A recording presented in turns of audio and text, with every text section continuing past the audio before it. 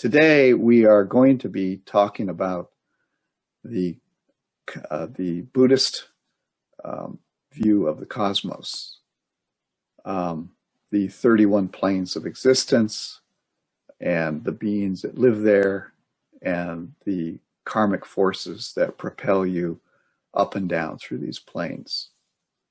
And this is a huge subject. Of course, I'm only going to talk about a little bit of it today. And that part today is going to be the lower realms. We have the higher realms, the heavenly realms, and we have the lower realms, which are the hells. And today, it's going to be your pleasure to be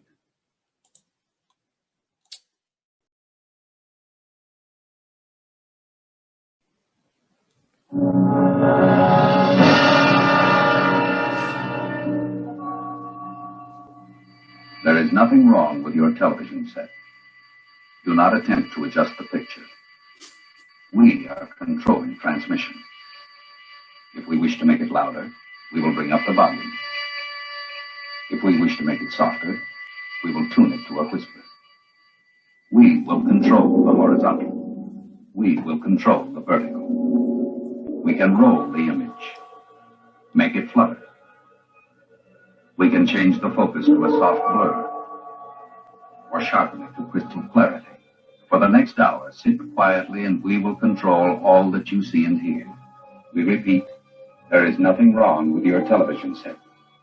You are about to participate in a great adventure. You are about to experience the awe and mystery which reaches from the inner mind to the outer limits.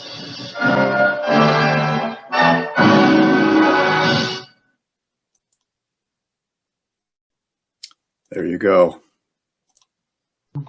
Love that intro. Yeah, I grew up with that.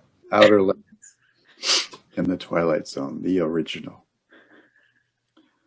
Okay, so let's take a look at the presentation here. Okay, so the 31 planes of existence make up 5 destinations. Number 1, the hell realms, which is in Pali Naraya. The animal realms, the Tirachana, the ghost realms, which is the Petas. It's not necessarily the ghosts that you think of as ghosts, but there's the beings that are Petas. And they're very ugly creatures with tiny pinhole mouths. But we'll get into that later. And then, of course, moving up from the lower realms, we have the human realm, Manusa. This is where we are. And then above that is the rest, which is the world of gods. So the Devas, which is the 6 Deva lokas that are above, and then the Brahma lokas, which are the realms where you have attained jhana, and you will experience very vast, infinite types of time periods. I mean, you'll be there for very many years. That's one thing. We'll talk a little bit about the lifespan. Not too much. Lifespan of hell beings and Petas, lifespan of the celestial devas, and the lifespan of Brahmas, which is really vast. So the 5 destinations. In the Mahasihananda Sutta, Majjhima Nikaya Sutta 130, the Buddha mentioned 5 destinations, Panchagati, for rebirth. What are the 5? Hell, the animal realm, the realm of ghosts, human beings, and gods. Hell, animal, and ghost realms are woeful states of existence, Dugati, while the realms of humans and gods are happy states of existence, Sujati. Here, gods include sensuous gods, Devas, the non-sensuous gods of the form plane, Rupa Brahmas, and the non-sensuous gods of the formless plane, the Arupa Brahmas. Hell or Naraya is believed to exist below the Earth's surface. For example, the Loka Kumbhi iron cauldron hell of hot molten metal mentioned in the Dhammapada commentary, where the 4 rich lads had to suffer for committing adultery, is said to be situated below the earth's crust. The animal, ghost, and human realms exist on the surface of the earth. These realms are not separate, but the beings move about in their own worlds.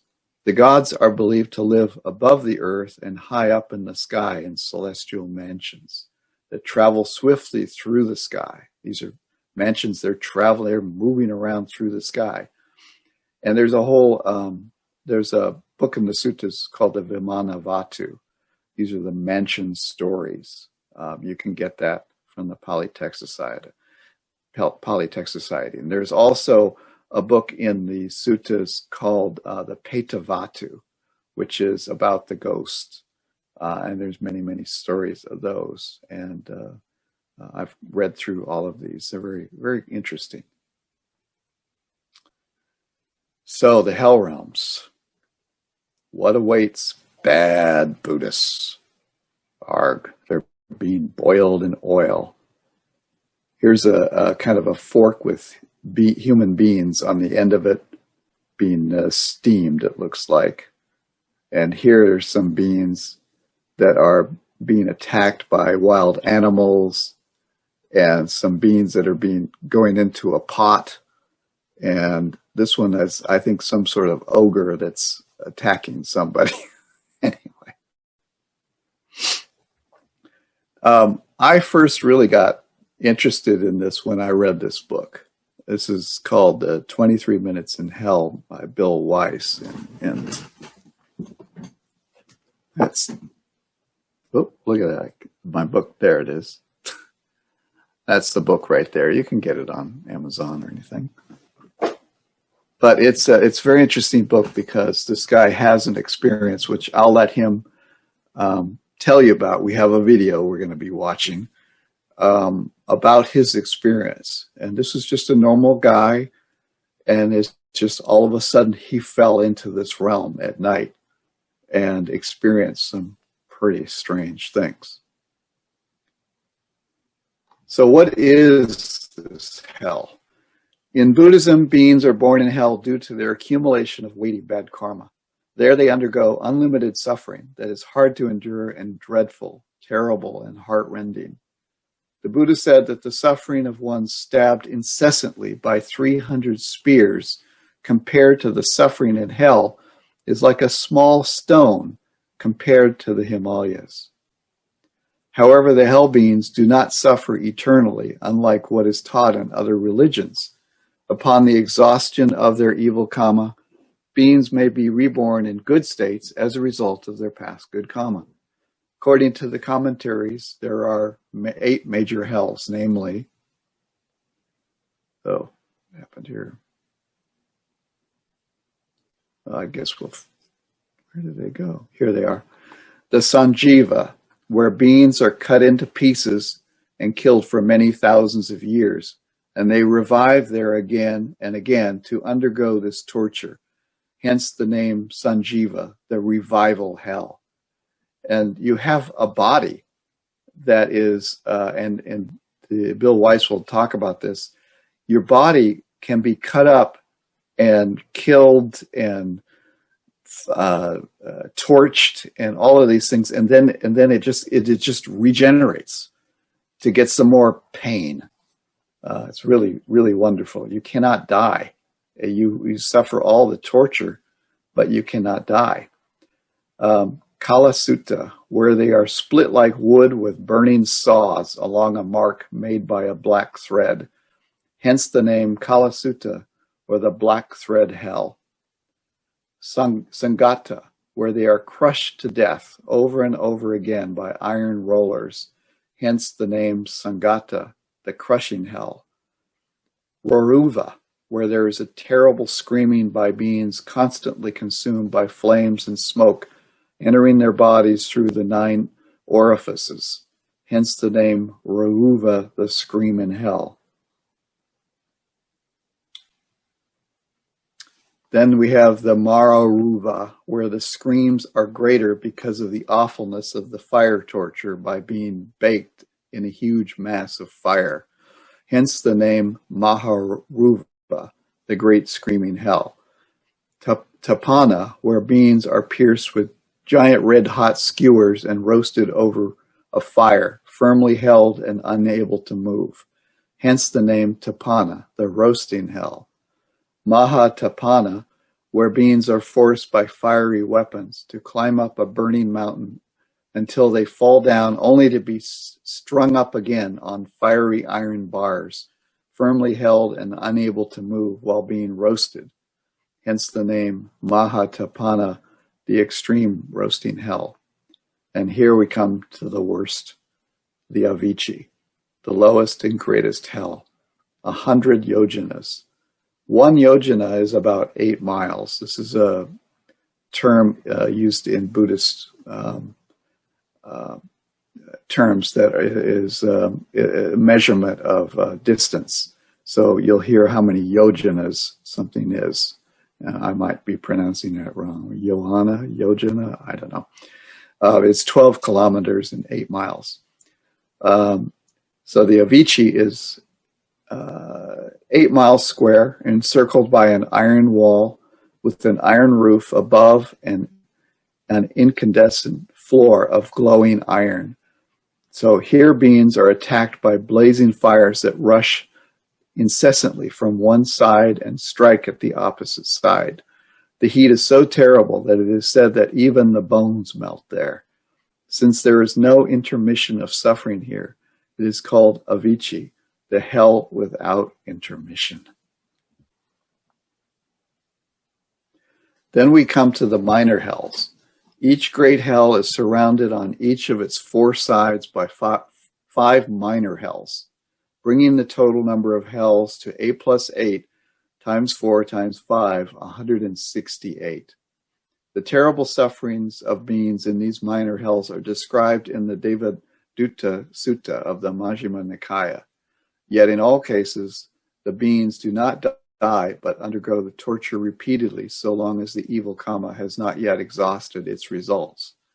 The minor hells are the Milhakupa, or excrement pit hell, where beings are pierced by a horrible horde of worms. That'd be nice. Then there is the Kukula, or hot embers hell, where beings are cooked like mustard seeds. Then we have the forest of Simbali trees, bristling with long, sharp, burning, blazing thorns, which pierce and tear the flesh of beings who are forced to climb up and down these trees. And there's the forest of swordleaf trees, whose razor-sharp leaves, stirred by the wind, cut off the hands and feet, ears and noses of beings who enter it. Then there is the terrible river Veterani, whose running water is caustic. Beings fall into it and are swept upstream and downstream, constantly being attacked by caustic water. Next, the being is pulled out with hooks in his mouth, prized open with red-hot tongs. He's fed with a red-hot iron ball that burns his lips, mouth, throat, and stomach, and it passes out below, carrying with it his large and small intestines. To quench his thirst, molten copper is poured into his mouth that burns his lips, mouth, throat, stomach, and it passes out below, carrying with it his large and small intestines. Of course, this is just a minor hell.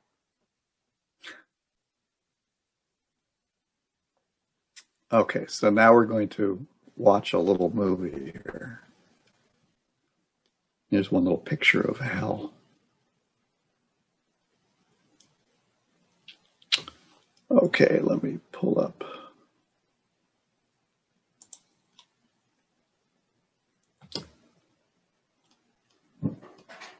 Give me a second here. And of course, Devadatta went into the hell with the boiling cauldron of hot embers. And he goes down. He sinks into this cauldron for 30,000 years.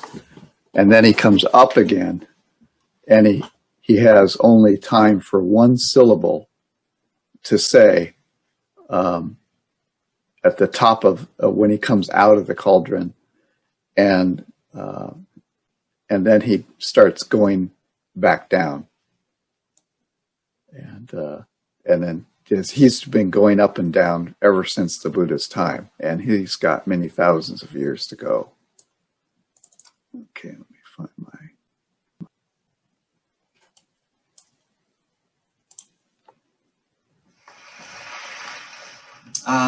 It's interesting. If most of us go on a vacation, we will check out the sites, hotels, the restaurants. We'll do some investigation. Yet most people will do no investigation on where they're going to go after they die. They put a great deal of effort into a short holiday and no effort into eternity. Why is that? I believe it's because most people tend to believe whatever they're raised with and not question it. But not questioning something, you can remain ignorant or uninformed. You could be on the wrong path. The wisest man that ever lived was King Solomon, except for Jesus. And he said in Proverbs 14:12, there is a way that seems right unto a man, but the end thereof are the ways of death. So we ask you to simply remain open. Mark Twain even said, we're all ignorant just about different things. All right? This is not a message of condemnation. This is simply a message of warning. You know, what loving parent wouldn't warn their child not to play in a busy street? Well, that's what God's doing. He's given us a warning. There really is a hell. It's far more horrendous than you can imagine, but it's your choice. You don't have to go there. 12 years ago, when this experience occurred, I didn't really want to share it with anybody. I'm a conservative person by nature. I've been a real estate broker with my own company for 35 years. And to be identified with saying you've been to hell was extremely uncomfortable for me. I shared it with one close friend and my mother 2 weeks later. Well, it spread from there. We began getting invited all over the country. So for the next 7 years, my wife and I, we would take her 2 days off a week and her vacation time, and we would travel to wherever we were invited. And we paid our own way. We never took any money from anybody for this for 7 years. Then the publisher came to us after that time, which is about 5 years ago, and they asked us to write the book. So it was not something we wanted to self-promote in any way. But you might ask, Bill, how do you know this wasn't just a bad dream? There was 3 reasons, but just to give you one quickly. On the way back from this experience, I was traveling back with the Lord, which I'll tell you about. But we came above our home, and I viewed my body lying on the floor. So this was not a near-death experience. This was an out-of-body experience that comes under the classification of a vision. And in 2 Corinthians 12:1 and 2, Paul, when he was caught up in a vision into heaven, he said whether in the body or out of the body, he didn't know. Well, the Lord just happened to show me that I left my body. And when I came back in, this body is not equipped to handle the horrors of hell. The memories and thoughts of hell flooded back into my mind, and I knew I was dying.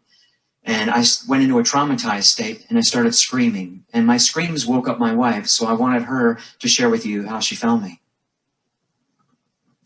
Certainly. This was November 23rd, 1998, and we attended a prayer meeting every Sunday night. And there was nothing unusual about the evening. We never studied the topic of hell. We had both been Christians a long time, and we went to bed about 11:30. And I woke to screams coming from our living room. And the first thing I did is I looked at our digital clock, and it read 3:23. Bill awoke at 3 a.m., so that's where the 23 minutes in hell comes from. And I proceeded down the hallway, and I found my husband in a state that I have never, ever seen him in.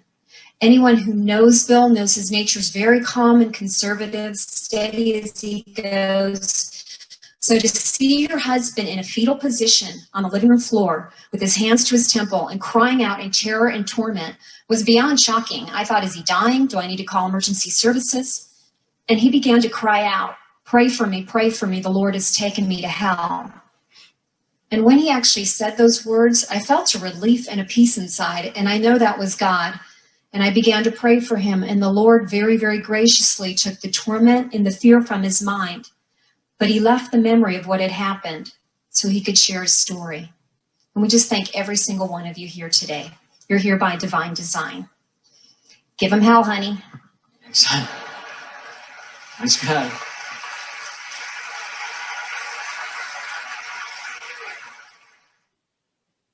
Colossians 1:28 says, Christ in you, the hope of glory, whom we preach, warning every man. So it'll give you that passion, that desire to want to warn people. You see? So that's why it's important for us to know about hell. We went to a prayer meeting, like my wife said, came home, nothing unusual about the night. I've never studied the topic of hell, had no interest in it. We don't watch dark movies, nothing to do with that. I've never had a vision before. And I got up at 3 o'clock in the morning to get a glass of water. And suddenly I was pulled out of my body, like being sucked out of your body. And I found myself falling through the air down this long tunnel. And it was getting hotter and hotter. And I entered into this open cavern area. And then I landed on the stone floor in hell. I looked up and I saw these bars and these rough-hewn stone walls. I was actually in a prison cell, filthy, stinking, dirty prison cell, but like a dungeon. And I couldn't believe I was there. How did I get here? Why am I here? I was fully awake and cognizant. I was not dreaming. Isaiah 24:22 says, and they shall be gathered together as prisoners are gathered in the pit and shall be shut up in the prison. Proverbs 7:27 mentions going down to hell, to the chambers of death. The word chambers means inner rooms. Job 17:16 says they should go down to the bars of the pit. And I could keep going with scripture, but this is where I could first found myself, was in an actual prison cell, and I was face down, and the heat was far beyond the ability to sustain life. And I wondered, again, how could I be alive in this heat? I noticed I could not hardly move. What's wrong with my body? But you have no strength in your body. Now, that might not sound like a big deal, but if you ever had even a flu and you felt weak, what's 1,000 times worse? Any movement takes tremendous effort. I looked up and I saw these two enormous beasts in the cell. I didn't realize they were demons yet, but they were reptilish in appearance, bumps and scales all over the one's body, huge jaw, sunken in eyes, and claws about 1 foot long. And these particular two are about 12 or 13 feet tall. And that's not an exaggeration. I could give you scripture for that too, but they were pacing in this cell like a caged, vicious animal. And they had this extreme hatred for God. And they were blaspheming and cursing God. But we know blasphemy comes from the demonic realm, Revelation 13:6 and James 2:7. And they directed that hatred towards me. I thought, what have I done to them? But the one picked me up and threw me into the wall. I felt bones break. I collapsed. I couldn't believe I was living through this. I felt pain, but I understood most of it was being blocked. And the Lord explained on the way back, He allowed me to feel just a small amount of the pain so I could relate to people. It's not metaphorical or allegorical, a state of the mind. It's real literal pain you're going to feel in hell. So the amount I felt was enough. The other one picked me up and just dug its claws in my chest and just tore the flesh open. I couldn't believe I was just existing through this. I noticed I had a body, and I noticed there was no blood or water coming from the wounds. But Leviticus 17:11 says the life of the flesh is in the blood. Well, there's no life in hell, so there's no blood.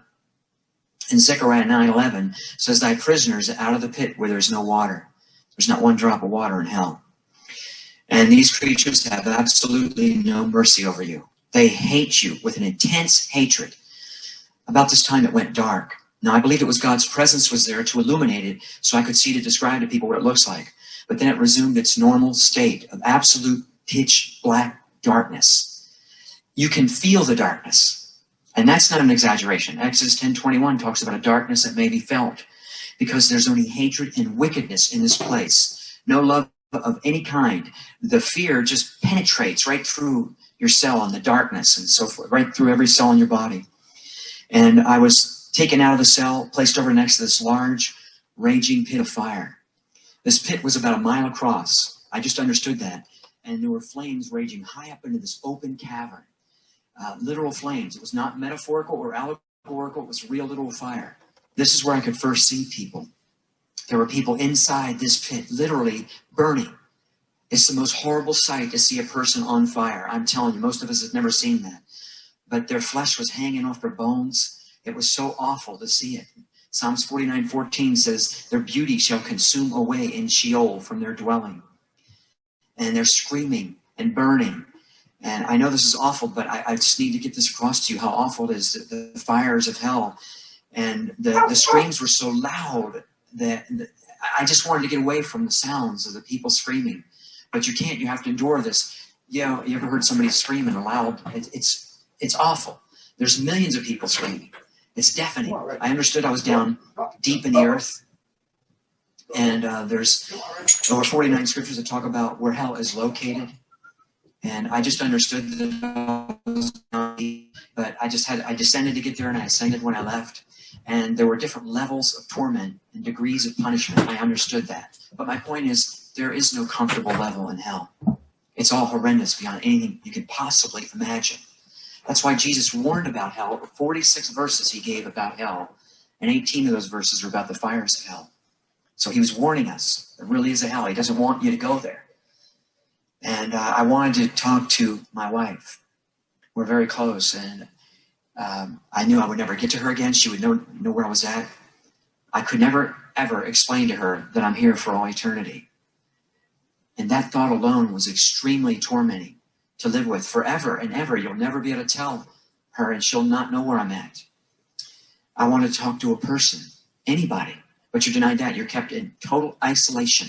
Even though people are in the pit burning, they're kept apart. You're just alone by yourself. You don't get the pleasure of conversation with anybody, and isolated. It's just a useless wasting away. You have no purpose, no destiny of any kind. Ecclesiastes 9:10 says, there is no work, no device, no knowledge, nor wisdom in Sheol. Doesn't matter if you're somebody famous here, no one would know who you are there. Ecclesiastes 6:4 says your name is covered in darkness. If you have no identity, no one would know who you are. And you're forgotten in hell. Psalms 88:12, Isaiah 26:14. The smells in hell are so foul and putrid and disgusting, worse than any open sewer you can possibly ever imagine. But add to it sulfur. And if you go to Hawaii to the volcano, you can't go past a certain point because the toxicity coming up from the volcano, which is sulfur, will kill you if you breathe it. Well, sulfur is just another word for brimstone. So that's what you're breathing in hell, sulfur, and it's toxic. And I wondered, how can I be alive breathing this foul, putrid air? Remember, Jesus rebuked the foul spirits, Mark 9:25. But it's even worse than that because there's not enough air to breathe. It's not like here where you take a nice deep breath. You don't get to do that in hell.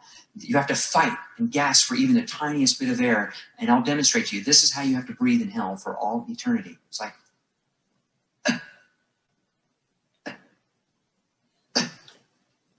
that was as much air as you could get. When you think I'm going to die any second, I can't live with that amount of air. I was standing next to this pit of fire and seeing people actually burn and demons tormenting people. It was the most awful sight to see people on fire again and burning and helplessly lost with these demons tormenting.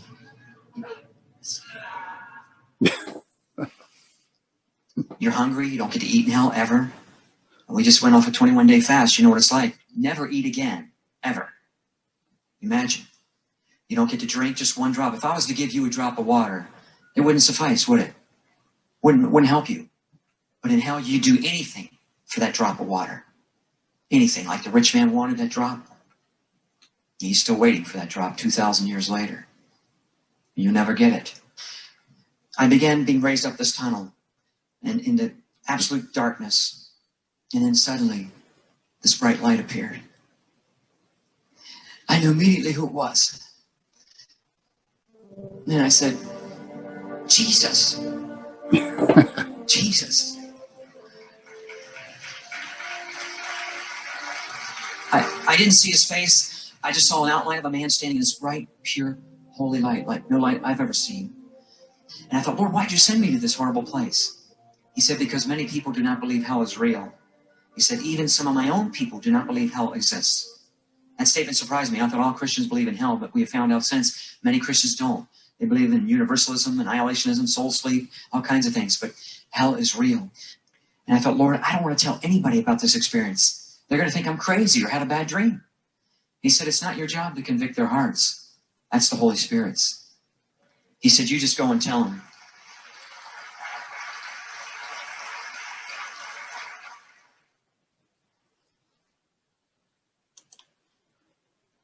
Okay, so now you've been told and warned. Yeah, a lot of these experiences are in the guise of Christianity, so you have to see, well, is this Christian? Is it Buddhist? Is it Tibetan? Is it, because there are many other experiences that are like Tibetan. This book right here, a guided tour of hell, This is from a Tibetan viewpoint. There's not one single word about God or Christ or anything at all. It's just about an experience where the guy left his body and he went into this, he had a tour of hell. And then we have this incredible book. I mean, it's kind of a funny name. While Out of My Body, I Saw God and the Living Dead. Great title. But this guy, he also experienced these things, and he was of sound mind enough to ask the beings there how they got there. And if you think about the Tivija process, where the way to Nibbana is you remember past lives. First of all, you go to the fourth jhana. You remember all the past lives. And from that, you go to other realms and you question the beings there as to how they got there. And actually, now we know, because people have done this process, they see the beings, they know why they got there. They just had an intuition. They don't really need to ask them. But this is in the same way. These people see the people. They like this guy, this writer of this book. He asked them, "How did you get there? What did you do?" And he found all kinds of stories. There were a lot of priests there who had done very bad things with children. And he questioned some of them, and they said, "Oh, I didn't know. Please get me out. He says, "I want to prove to somebody that you really are a real person and that you came here." And they said, "Well, here's my social security number. Here's my telephone number." And he came back out of this experience, and he went and visited family members that he was told about. And then he told them his social security number, and they said, "Oh my God, how could you possibly know that?" And he actually changed some of their lifestyles from drinking and carousing around to a more of a moral life, because they were so shocked that he had met their relatives that they changed. But there's many stories, and of course, I just don't understand meeting Jesus and all this kind of stuff. But it is what it is. There's many stories, near-death experiences, and I actually had I know somebody personally in San Francisco who was riding their bike down Embarcadero, down Van Ness, and they were hit and mugged. They were just slammed in the head, and they passed out on the street there. And she was not living a great lifestyle at the time. I mean, she was drinking. She was just in a really bad place. And she had this experience of going down this dark tunnel. And then she started to notice that there were beings there. Bhante would call them ogres. They were trying to get her, and they were trying to convince her to stay there. And she realized at that moment that her life was on the wrong path and that she needed to turn around and do something different. And after that experience, and she recovered and I think went to the hospital, but everything was okay after that. But after that, she changed her lifestyle completely. And it was one of these near-death experiences where you actually have a change in your lifestyle. And so I know her personally, and I said, "Well, there's a lot of stories, and here's one story right there that that you went through." So let's get back to the presentation. We won't do too much more of this because I know you're shaking and screaming with agony. But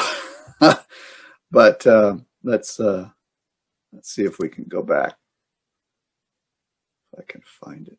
Okay, hold on a second. Oh, there it is. Yeah.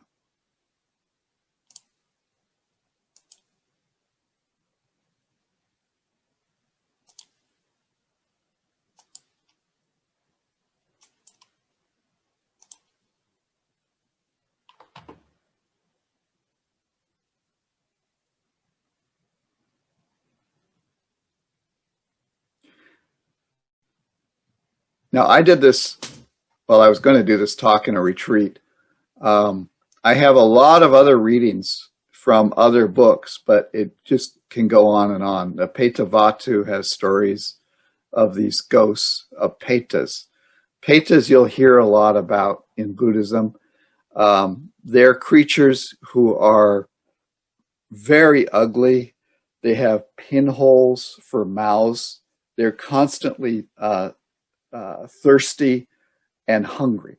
And they can go 500 years and not get any sort of water.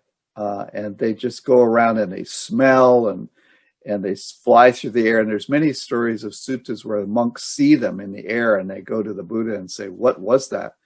And he said, "Well, that being had been a butcher in his last lifetime. And now he's become a Peta. And he's going to have to suffer this for a very long time."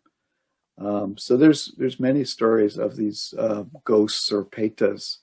There are some stories where they become they visit a hell realm at night, and then they visit a heavenly realm during the day, and they experience a celestial mansion. So there's this kind of 12 hours on and 12 hours off. There's beings, people that experience that sort of thing. And then there are stories where people are in the heavenly realms here. But we won't go into that right now. So let's see. Okay, went through that. Okay. Okay, so that's the hell realms. Now we're going to come up. Oh, there's more? Yeah. So there's animal realms.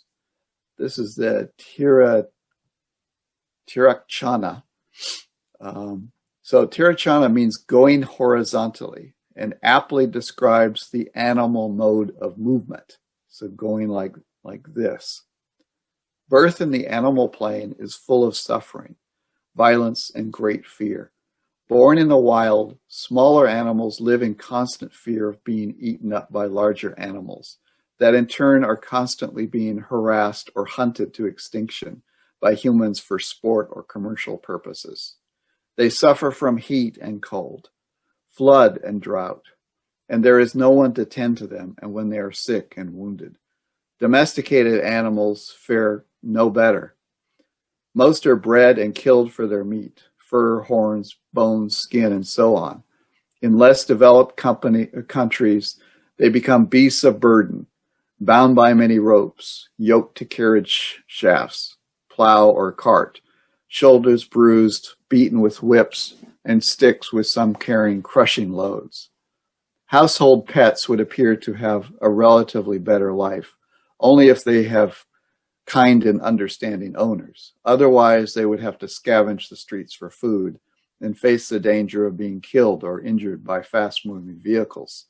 Life is truly suffering for these dumb creatures.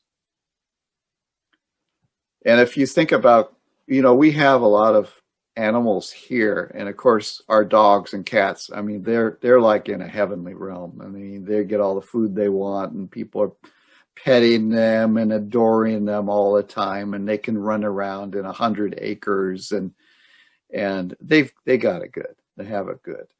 And but then at night I'll go out and I'll see the deer. They'll come out at night. Like the other night, maybe a week ago, I saw a couple of deer off to my left, and then there were 3 of them down by the Dhamma hall. But it was like, it was freezing. It was below freezing, and they're out there. And I'm thinking, how the heck are they how are they warm?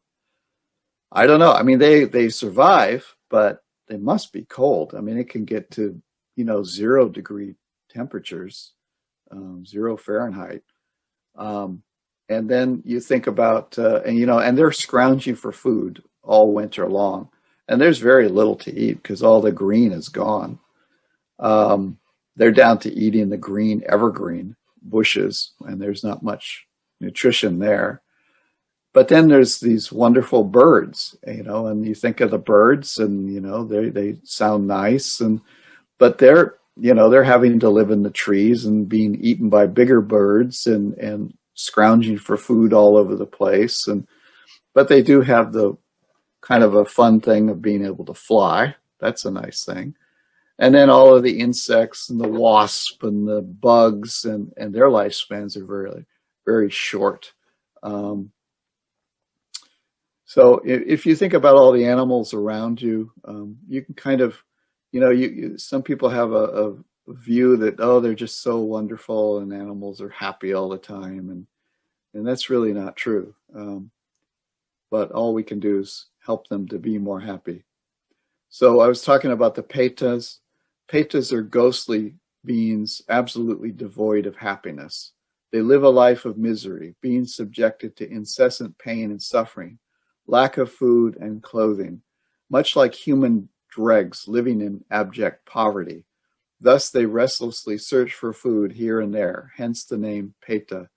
Those gone on and on. I guess that's what the word Peta means, those gone on and on. In appearance, they are generally described as extremely emaciated, having large heads with eyes and cheeks sunken, their faces darkened by long, disheveled hair. Their bodies have only skin, bones, and tendons remaining, skeletons visible and rib spaces sunken. But this is not always the case. Descriptions of Petas and Petis, female ghosts, in the Samyutta and the Petavatu show that they come in various shapes and sizes, depending on their past unwholesome karma. In fact, the sightings of Petas narrated in the Samyutta took place in broad daylight. In the Samyutta Nidana Vaga, Kindred Sayings, on Lakana's questions, the descriptions of various Petas, which Venerable Mahamoggalana saw clairvoyantly, ranged from a skeleton to a lump of flesh going through the air, chased by vultures, crows, and falcons pecking at them, or a man or woman bristling with sword blades, arrows or spears. They kept falling and piercing their bodies, causing them to scream in pain as they go through the air. In the Petavatu, the appearances of the Petas and the Petis are also highly variable. One had a beautiful complexion, but had worms in his putrid-smelling mouth. Another was ox-faced. Another was red-eyed with fangs, while others were emaciated with protruding veins and ribs, or with a body the size of a tree trunk and tongue sticking out of his parched throat.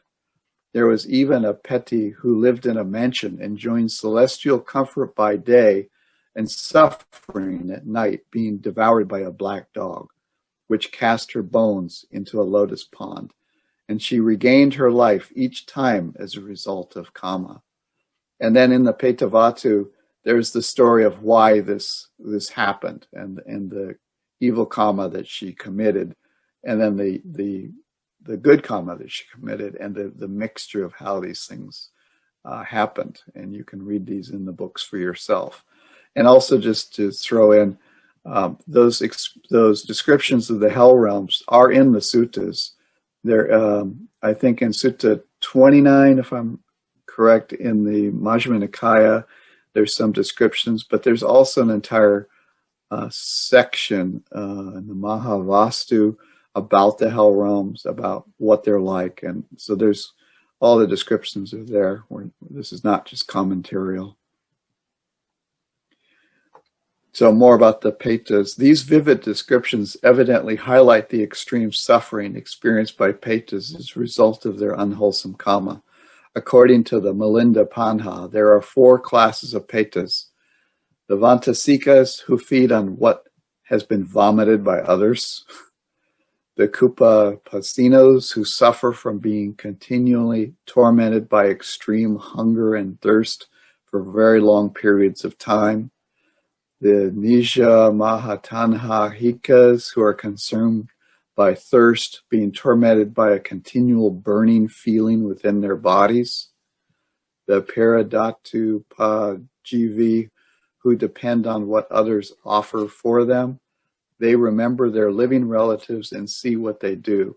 Only this class of Petas can receive and share in the merits when offerings are made on their behalf.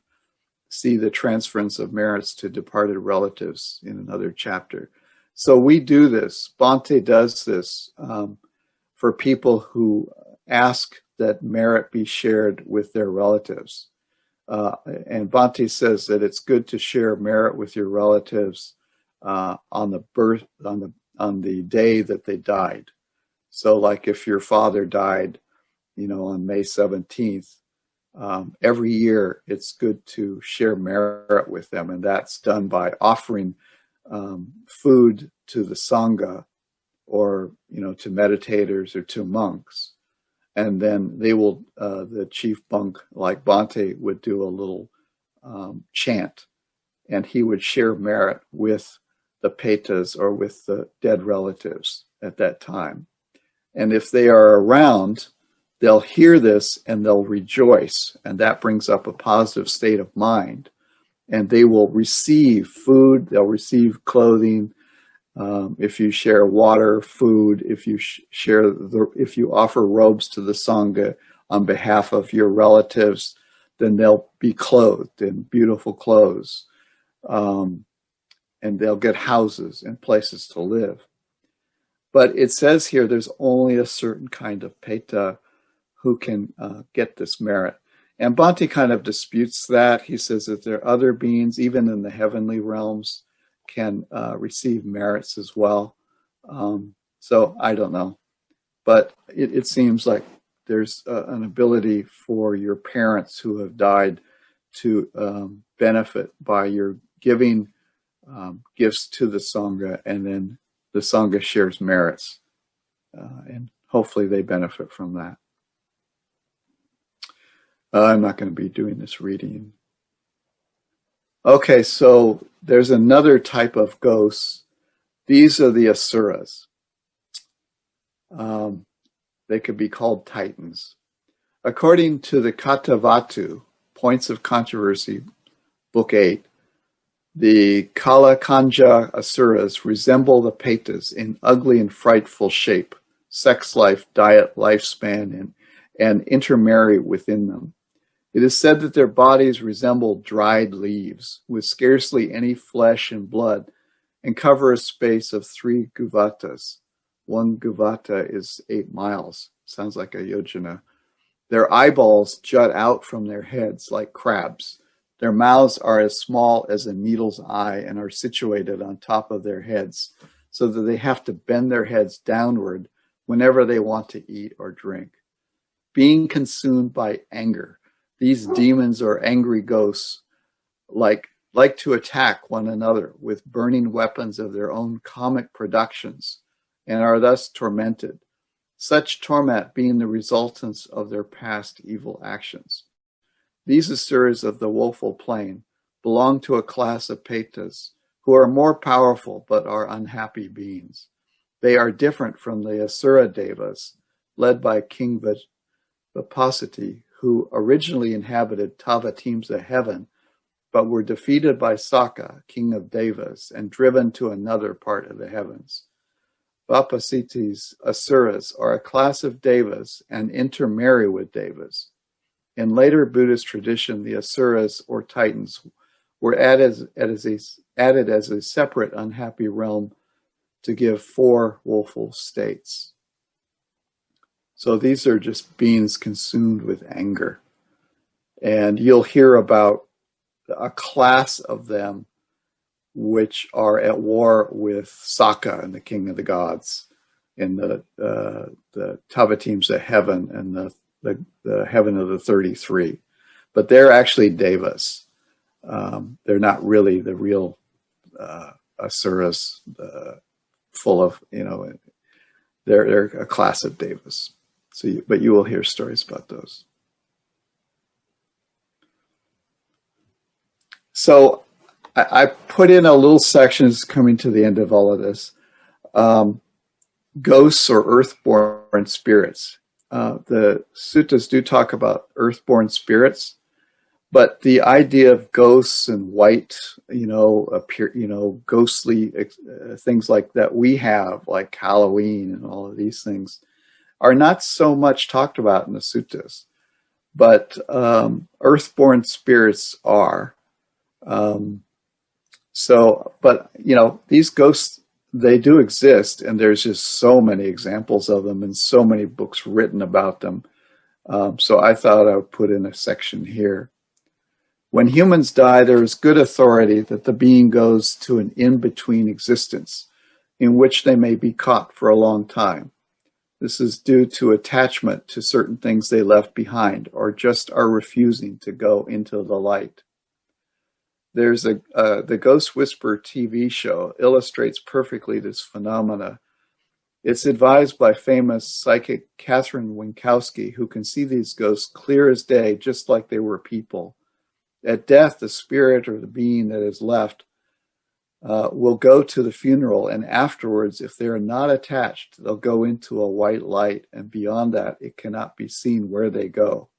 And we're talking about, so somebody dies, and the question is, well, where are these people? Have they gone on to the hell realm? Or are they gone on to a heavenly realm? Well, there's clearly many, many stories, and I've read a lot of books, that there is an in-between spot where they will go, or they won't, they'll be stuck here. And they'll be stuck as a kind of a spirit. And there are people like this Catherine Winkowski. I've heard her on the radio on some of these shows. She's amazing. She can see them walking around. And then her daughter can also see them walking around. And she'll go to funerals because these ghosts, what they do is they wait to leave to go on to the next location of wherever they're going to go until when the funeral comes. And then they go to the funeral, and once the funeral's over, now they can, it says is they go into the light. And when they go into the light, they actually move up and out. But if they don't, well, here it says, if the ghost can't make it to the other side or refuses to go, when they will wander on the earth, then they will wander on the earth plane for up to hundreds of years. They'll be stuck. They'll be trapped in this earth plane. And we have stories, people here who have seen some ghosts. And we think that they were from the 1800s. We've seen, one man saw a ghost up in the library here at Damasuka. And they would look out the window. They had a straw hat, and then there was another lady who had this long flowing white dress. And I remember when we were in the Dhamma hall, Venerable Obasa let out a yelp because she saw a ghost walk by the window. And we thought, oh yeah, sure.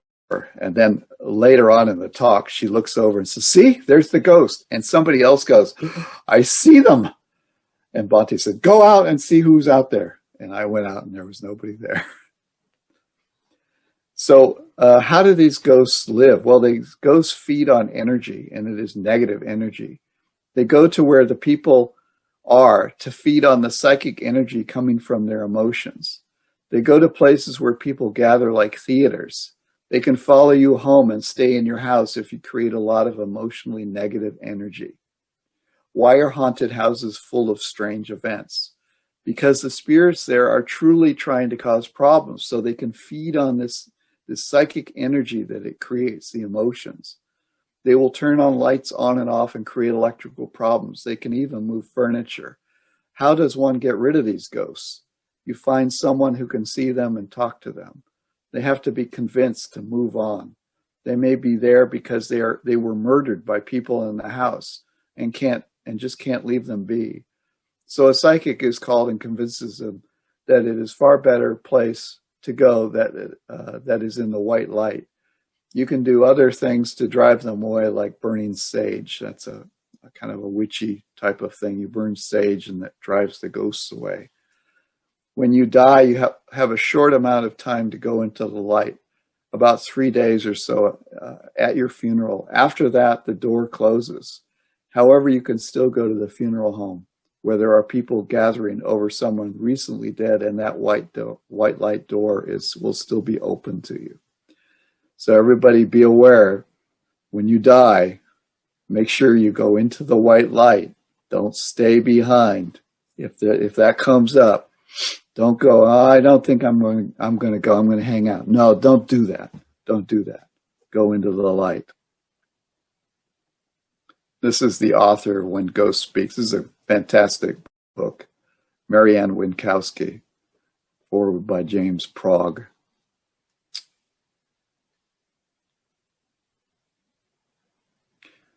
Let's see. So we'll finish with the human realm. While the woeful realms and heavenly realms are dominated by suffering and bliss, respectively, the human world is a mixture of both suffering and happiness.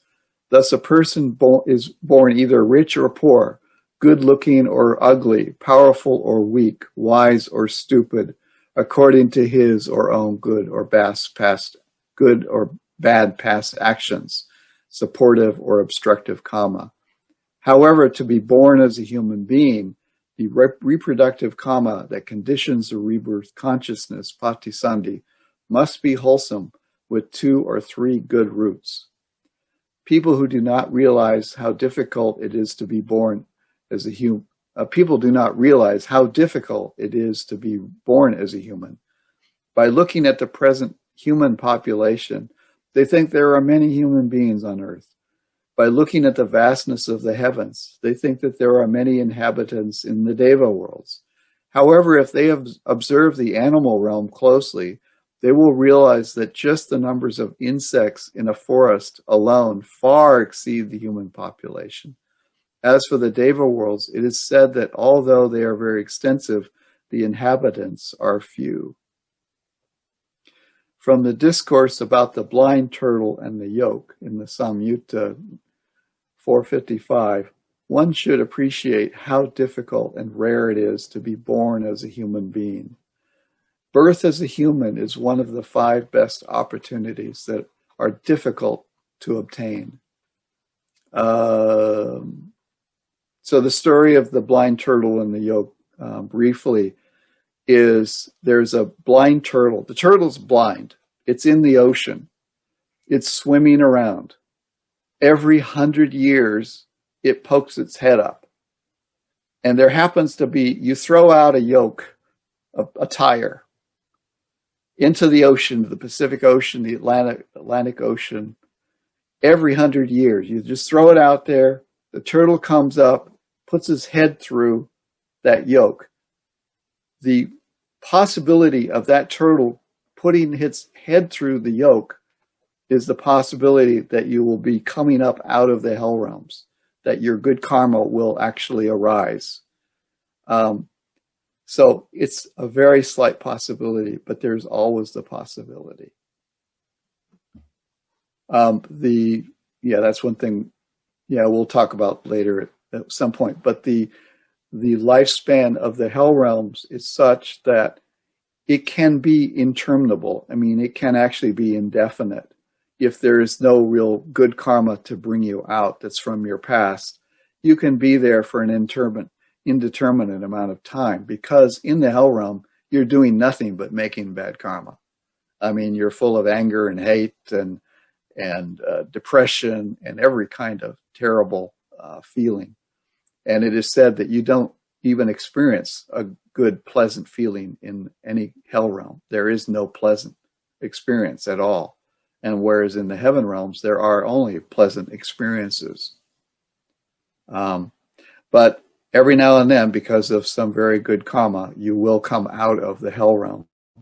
But you won't come out as a rich person. You may come out as a very poor, homeless person born into a low family.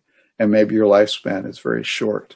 And you have a very short amount of time to do some good merit, to get yourself out of that and to get yourself going in the right and the upward direction. So for the most part, it's hard to get out of the lower realms. And that's why there's far greater beings in the lower realms than the upper realms. And that's why samsara is mostly hell and lower realms. That's why you want to get yourself out of this, because All you need to do is start breaking precepts, and you're going to be going downward.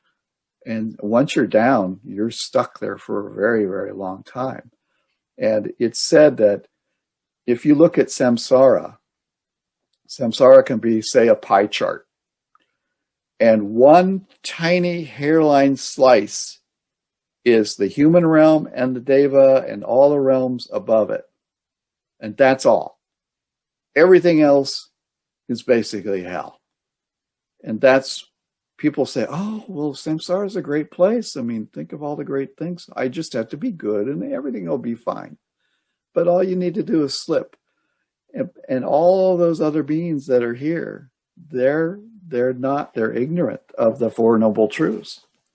And they don't know. And they will be stuck here forever until they find the teachings of the Buddha to get them out. But the amount of positive things that are happening is very, very slight in samsara.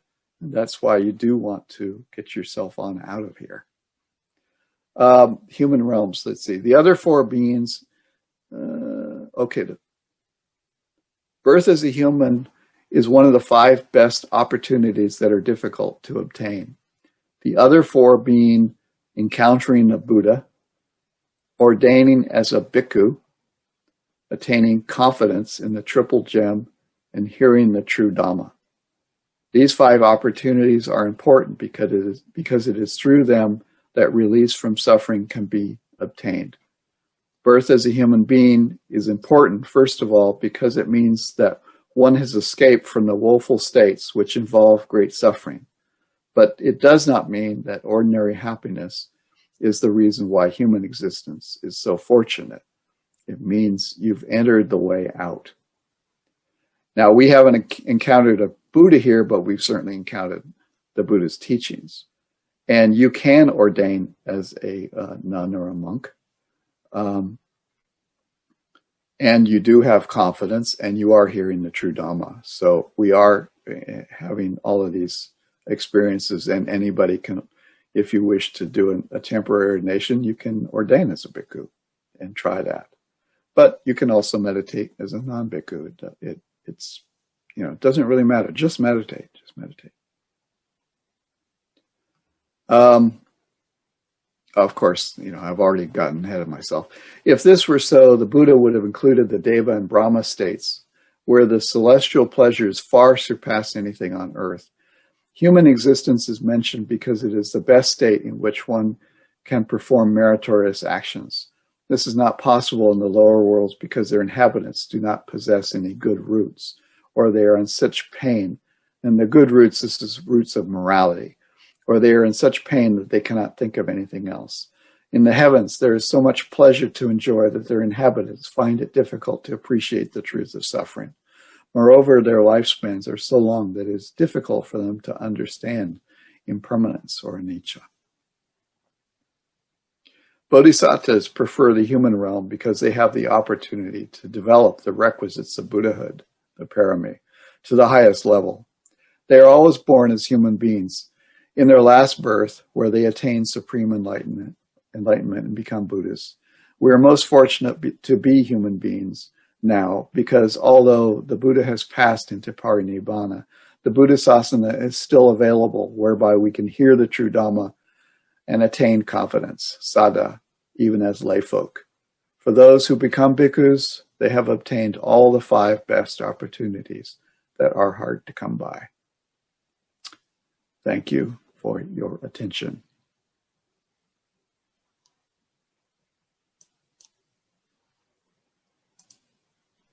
Thank you. That's very A lot of information.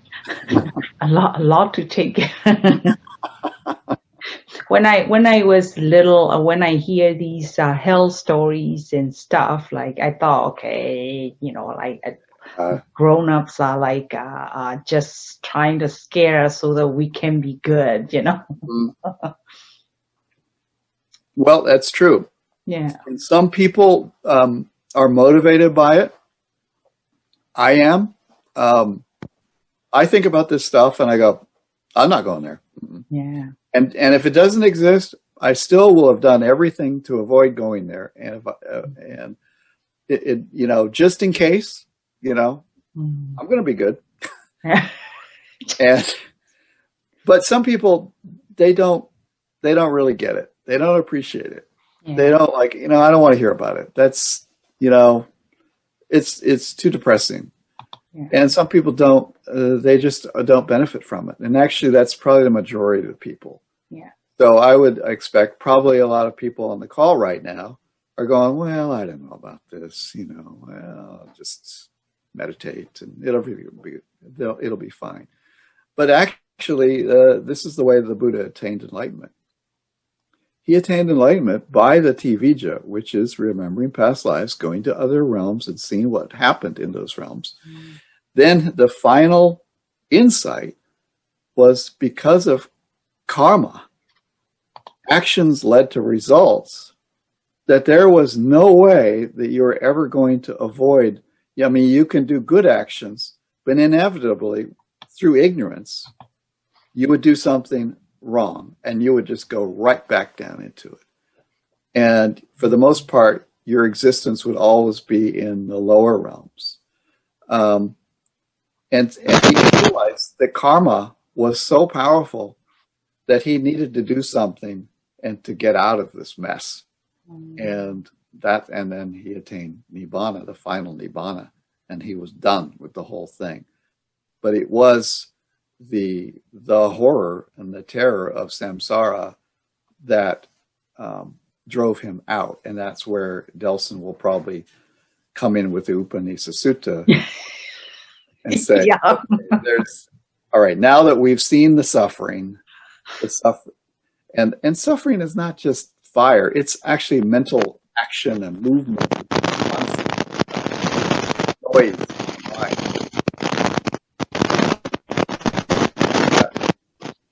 Sandani. Thank you, David. Yeah, the ghost thing is true because my grandmother has seen.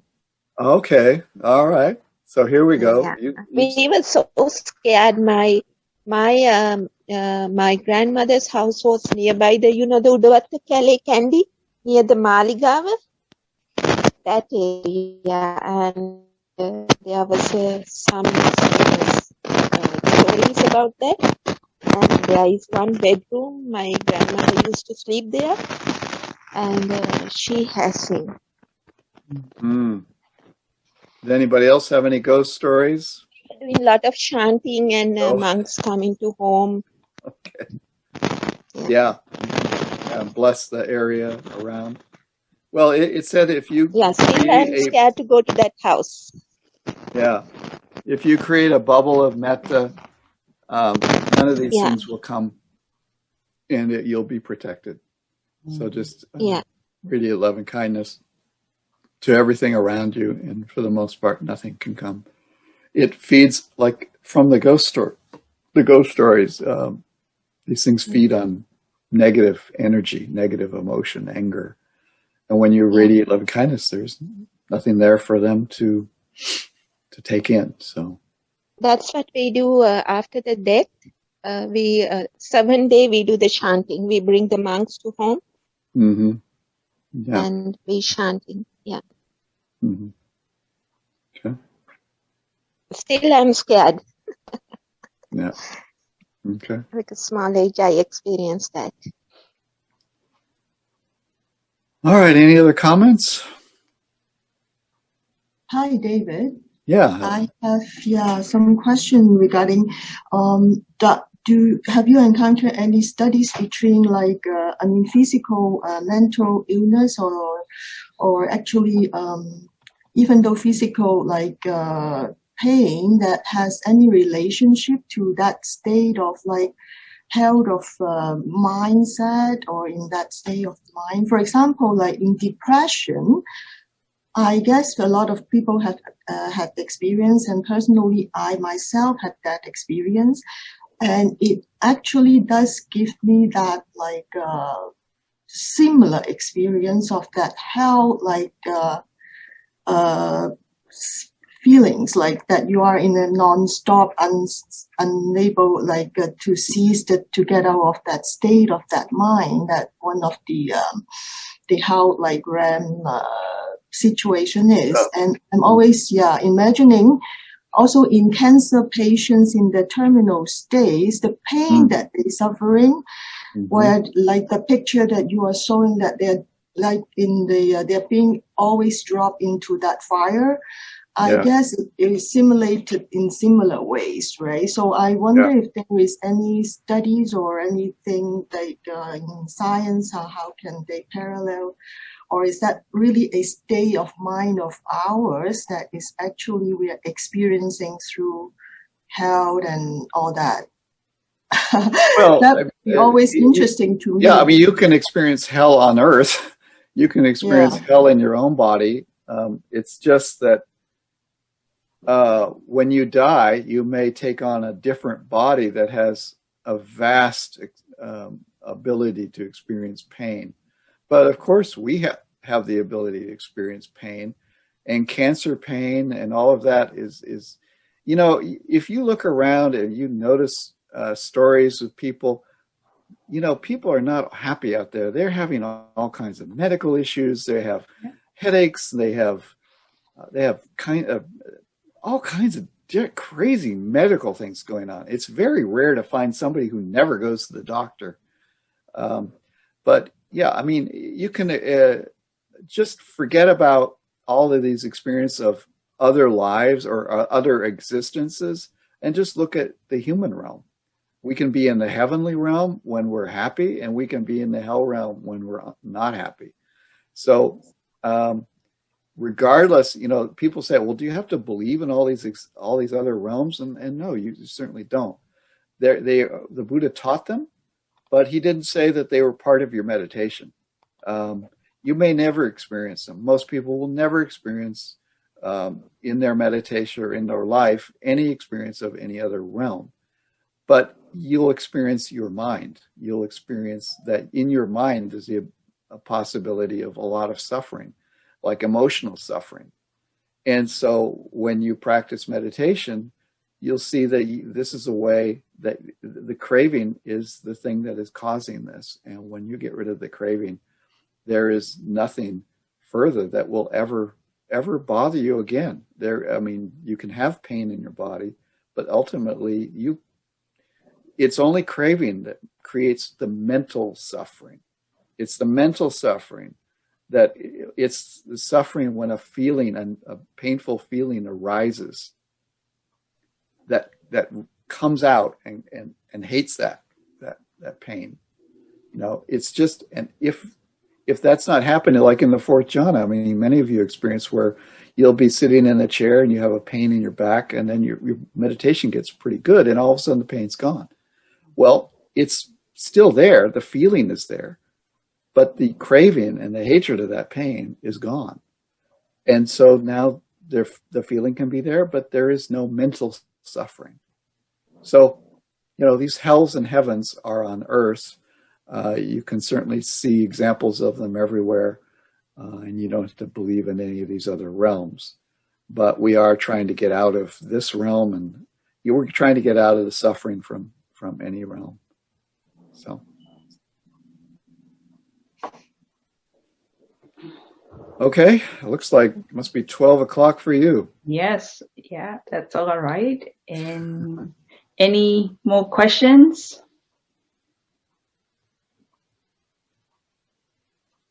So if not, then thank you, David.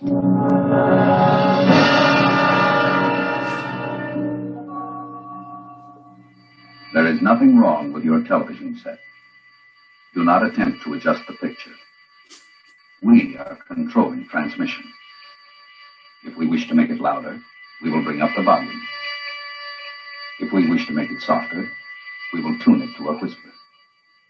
We will control the horizontal. We will control the vertical. We can roll the image, make it flutter. We can change the focus to a soft blur, or sharpen it to crystal clarity. For the next hour, sit quietly and we will control all that you see and hear. We repeat, there is nothing wrong with your television set. You are about to participate in a great adventure.